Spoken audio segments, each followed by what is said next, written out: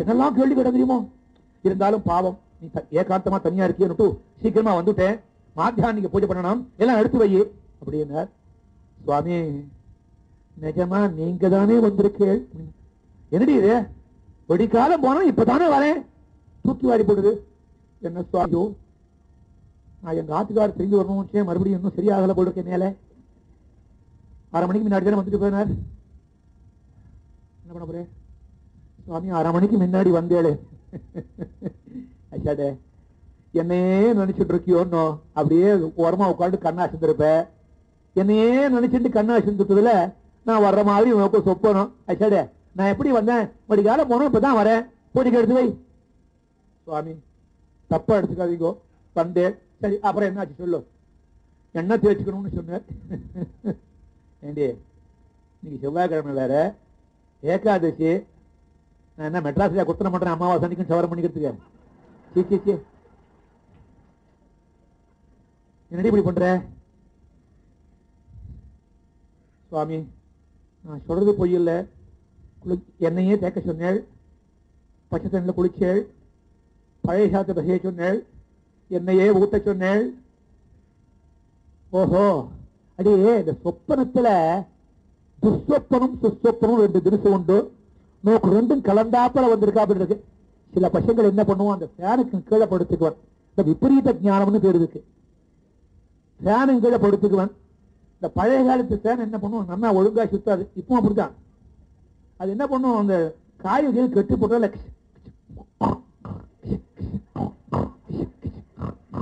Sound அனுபவம் வேற ஒண்ணும் இல்லை. நேற்று அந்த ஃபேனை கழிட்டுலாம் சொல்லிட்டு வந்தேன். இந்த சத்தத்தோடு அடியில் படுத்துட்டு இருப்பேன். இந்த சத்தத்தை பார்த்த உடனே இந்த வயலுக்கு என்ன தோணும், நெட்டுக்கிட்டு கழிட்டு இருக்கோ, இது கழிந்து மேல விழுந்துருமோ. இதான் விபரீத ஞானம்னு பேர். இந்த மாதிரி இப்படி எல்லாம் சொன்ன உடனே இவருக்கு புரியல. நான் சொல்றது ஒண்ணு தப்பா சொல்லல சுவாமி. என்ன கையோட ஏட்டுச்சுவடியிலே எழுதினேளே. அசடு நீ கண்டது சொப்பனம்னு இப்ப சொல்லிவிடுற கொண்டா. ஏட்டுச்சுவடியை எடுத்து வந்தா பார்க்கிறார், என்ன கரை இருக்கு, எந்த சரணத்தை இவர் எழுதக்கூடாது இந்த வாக்கியங்களை நீக்கி இருந்தாரோ அதை எழுதி இருக்கு. வந்தது கோபம். அடி பாப்பி, பக்தையினுடைய தலையில கொண்டு போய் திருவடியை, பகவான் திருவடியை வைக்கணும். பகவான் திருவடி தலைமையில கொண்டு போய் பக்தா திருவடி வைக்கிறாரு. என்னடி செஞ்சுட்டு பாப்பி, நீ இருக்கிறத விட ஒழுங்கி போன பக்கத்துல இருக்கிற அறிவாமணியை எடுத்து அவளை வெட்டத்துக்கு ஓங்கினார். ஓங்கின கைய ஆரோ பிடிச்சாலாம். திரும்பி பார்த்தா ஆறு நிக்கிறான்னா, நீல ரூபேண ரஞ்சித கோமள நிர்மலபத யுகனோ துர்கல்கோ லவுரஸ் தலகோ சுபமணி வரவு சகரஸ்தி ஜரஸ்மரணஹ.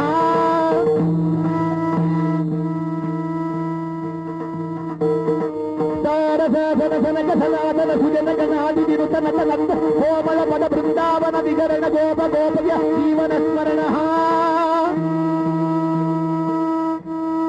அவதம்சிதேகி பிஞ்ச குண்டல தனலாலன மணிமஸ்தித கிரீடன வனீத நிரர்கண சோர தேவதே மனோகர மோகன ஸ்மரணஹ. சாட்சாத் பகவான் ஸ்ரீகிருஷ்ணன் அந்த கையை பிடிச்சு நிறுத்தினாரா. ஜெயதேவ சுவாமிகள் திரும்பினார். எந்த பரமாத்மாவுக்காக கதறி கதறி அழுது பாடுகிறாரோ அந்த பரமாத்மாவே இவர் கையை பிடிச்சு நிறுத்தினா சற்று ஒரு நமஸ்காரம் பண்ண தெரிய வேண்டாமோ. இந்த கோபத்துல பகவான் வந்திருக்காங்கிறது மறந்து போயிடுது. கோபம் செண்டாளத்துவமா பிரிவாள். இந்த கோபத்துல பகவானே வந்திருக்காங்க. கிருஷ்ணா சதயமா பேசுறார். இந்த பாப்பி என்ன காரியம் பண்ணிட்டா தெரியுமா?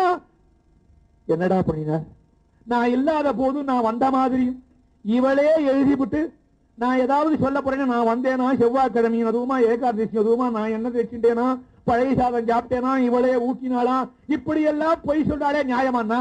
பத்மாவதி பொய் சொல்லலையே, அவ உண்மையதானே சொன்னான்னா. சுவாமி கிருஷ்ணா நீ வேற அவளுக்கு ஜால்ரா போடுறியான்னா. சுவாமி சொன்னா நான் ஒன்னும் ஜால்ரா போடுறடா, நீ ஜால்ரா போட்டதுனால நான் வந்தேன். இங்க நீ ஜால்ரா போடுறதுனால நானும் ஜால்ரா போடுறேன். ஆனா உண்மையான ஜாதாடா எழுதினது உண்மை சத்தியம். என்ன சுவாமி சொல்ற? ஏ தேவா, இவ்வளவு காலம் அஷ்டபதி எழுதிட்டு வரையே உன்னோட பிரத்யேக புத்தினால புத்திசாலித்தனால எழுதுறியா இல்ல வேறதா? சுவாமி என்னுள்ளே இருந்து என்னை எழுத வைப்பவனே நீதானேன்னு. அப்படி இருக்கிற போது ஒவ்வொரு நாளும் எழுத உட்கார போது ஸ்மரகரட கண்டனம் மமசிரசி மண்டனம் தேகிபத பல்லவமுதானும் உனக்கு தோண வச்சதே நான் தானே.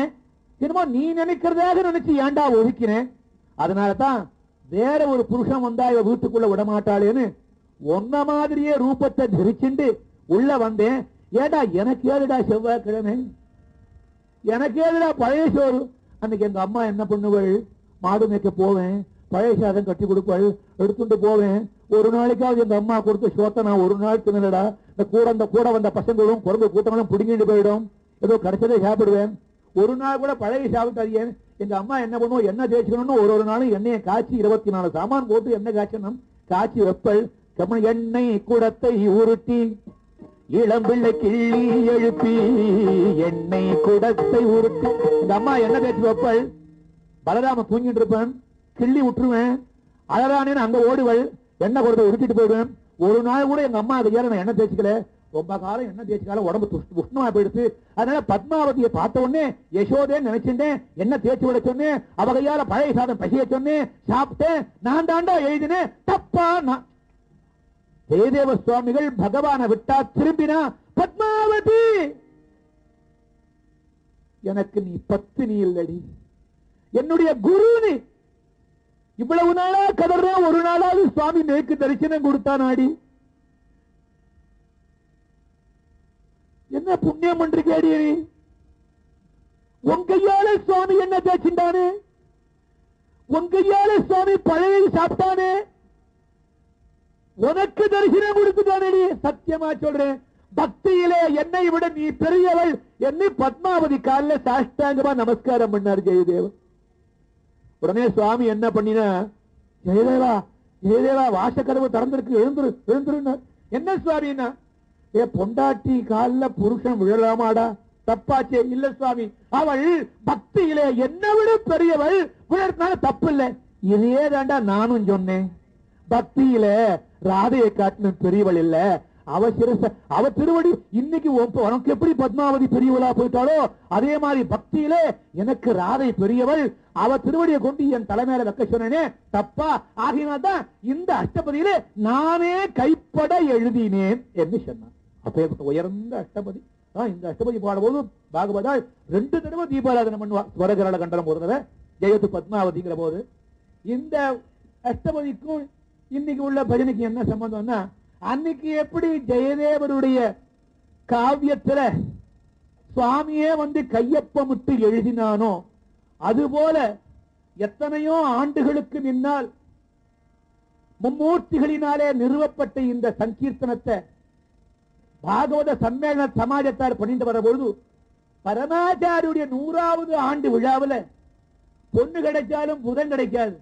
புதன்கிழமை அன்னைக்கு காதால ஜிலுஜிலுன்னு கனகாபிஷேகத்தை பண்ணிட்டு இருக்கிற பொழுது அந்த காமாட்சி ஏகாம்பரநாதன் வரதன் சன்னதியில பாகவதாலாம் வந்து ஆச்சாரிய ஜெயம் விஜயம் 2 உட்காந்துருக்கு. இனிமே பஜனைக்கு தோல்வியே கிடையாது. அப்படி இப்பேற்பட்ட மத்தியில இந்த கீர்த்தனம் நடக்கணும். அன்னைக்கே போதேந்திர சுவாமிகள் எழுதியிருக்காரு ஏட்டுல. அதனாலதான் அந்த அஷ்டபதிக்கும் இந்த அஷ்டபதி நடக்கிறதுக்கும் சம்பந்தம் உண்டுன்னு சொன்னேன். ராதே கிருஷ்ணா கோபால கிருஷ்ணா.